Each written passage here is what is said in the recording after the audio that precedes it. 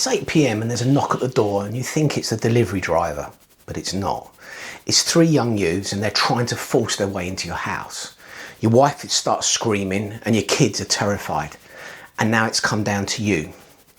Could you slam that door shut? Could you hold the line?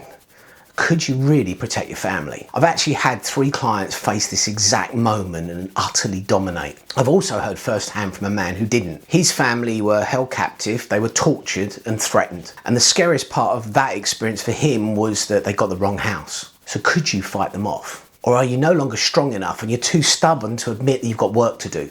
Most men are delusional. We think that we're stronger than we are, we're fitter, we're faster than the actual reality. If you don't believe me, only 25% of men over 50 do any kind of physical activity, and only 2% of all ages and sex participate in any kind of martial arts program. So in the mirror, men see themselves as 1987. In the gym, the real life, it's 2025, and that gap is stubbornness. We overestimate our capabilities and we round up. We tell ourselves we've still got it. But thinking you still got it and knowing you are an absolute universe apart when someone is trying to hurt your family. In that moment, you can't be wrong. So pick, what do you want to be? Do you want to be strong or do you want to be stubborn and take the chance? That's what I want to get into in this video. One will keep your family safe, the other will make you a liability. Now, you're not weaker because of age, you're weaker because you're still training like you're 23 and our bodies have now changed. Think about this, why do you feel sore for days? It's because you're not recovering properly. Why are you weaker even though you train harder? It's because you're still running Windows 97 in 2025. And when you walk into that gym, you feel it. It's not invisibility, it's something different, it's something worse. It's like an uneasiness, like the place isn't built for you anymore. Now, what you're doing here is you're mistaking your stubbornness for progress and delusion for strength. Now look, for me, I've always pushed boundaries. Back in 2006, I was using rings and TRX years before they went mainstream. The gym that I was training people at told me I was dangerous. 5 years later, they launched an entire TRX program with classes and I was the only one qualified to teach them. I didn't even get asked. The same happened if I went 10 years back from there. In 1996, I had kettlebells made up. Back then, they were really fringe and you couldn't buy them. So I've called up a guy who was a big blacksmith called Stan Pike, huge man mountain. I got him to make me up a set of 7.5 kilos for my female clients, 14s, 25s and 32s. And then a few weeks later, he calls me up, Denzel, I've got you a set of 70 kilo kettlebells. He's like, he obviously thought I sounded more manly on the phone than I am. But the truth is, it wasn't about circus tricks, it was about mastery. And it's about knowing when to use all these tools, knowing why to use them, how they fit into a system that's going to last decades. In 1994, I came across research that showed men only lose 10% of their strength between the ages of 21 and 70. And that gave me the confidence to train older men very differently. And I saw it work. Men in their 50s regularly hitting personal bests, actually outdoing themselves at 21. Now the research is even sharper. Studies shows that men in their 80s and 90s can still double their strength. In just 12 weeks of proper training, men in their 90s were improving their strength between 61% and 374%. So weakness is not aging, it's surrender. Last year at 56, I hit a personal best myself in the chest press, at the end of a strength phase, and I was coming off a shoulder injury. If you're weaker now, it's not age and it's not biology, it's the trap of the warrior in decline. You're training harder, you're getting worse, and you're stuck in the past and you're blinded by your pride. And every year that you keep waiting, the decline deepens. I get it, and I hear it every week. You know, men tell me that they feel out of place, they hate elements on YouTube. It's like, it's kids half their age, geared up to the nines, spouting garbage, and they know better, but the world doesn't listen to them. And it's ignoring you. Here, you're not invisible, you're not irrelevant, and you're not alone. You're amongst brothers. We are the men that get it. We're the men that refuse to lie down and accept decline. You don't need to compete with 21-year-olds chasing views. Your fight is different, and in actual fact, it matters more. You're not fighting age, you're fighting denial. Okay, I'll give you an example of denial. I don't snore.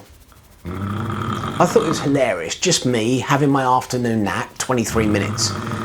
And that snoring you joke about, it's not funny.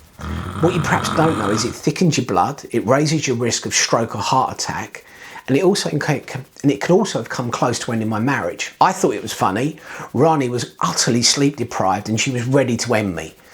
Or us. I mean, obviously she wasn't, but you know the point. But now we have separate bedrooms and we get on really well. We visit each other. Snoring isn't annoying, it's deadly and it's lonely, and it will bury you if you don't face it.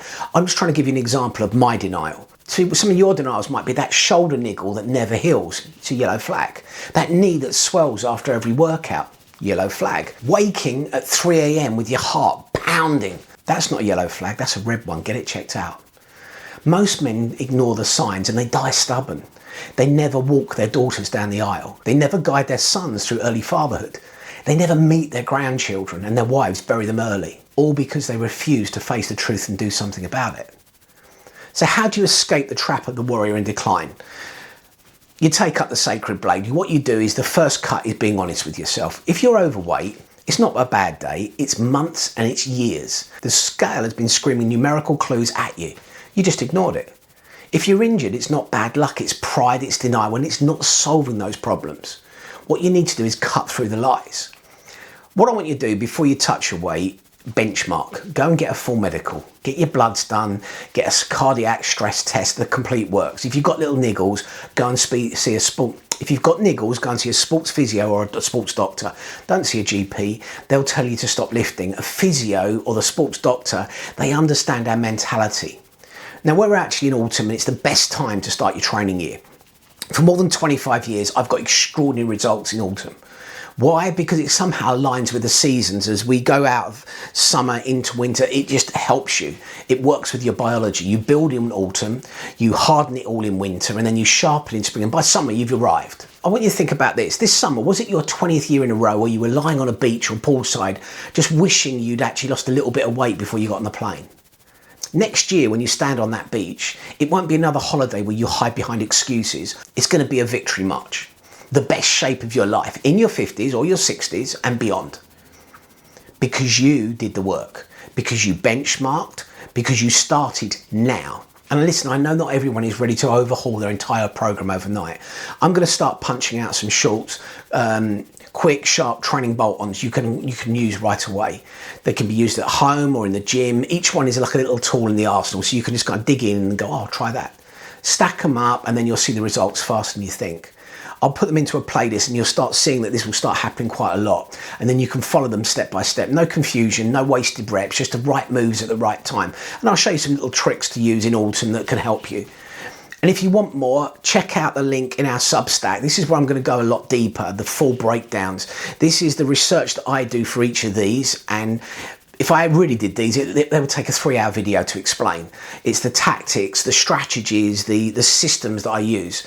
And they'll be waiting for you there. And gradually, as I start building up that, you'll get more and more and more content. Leave a comment. How would you protect your family? Be really honest.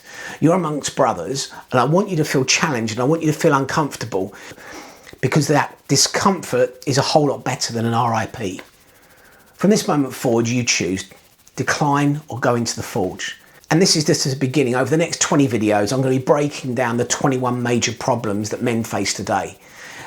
In the long videos, I'll deep dive into the problems, the traps, the psychology. In the shorts, I'll mix the problems with the short fire solutions and these elements that you can use as tools. So you can use them as a toolbox, and all the different tools, you can just pull them out as and when you need them. You choose the things that fit your fight. Not all of them will work. Use the ones you like and throw the rest away. Maybe you're stuck in more than one of the problems and there's only one way to find out. Subscribe, hit the notification bell, and you'll get early access to every drop. Brothers, I hope you enjoyed this video. There's going to be a lot more coming, and I'm looking to ramp it up in autumn.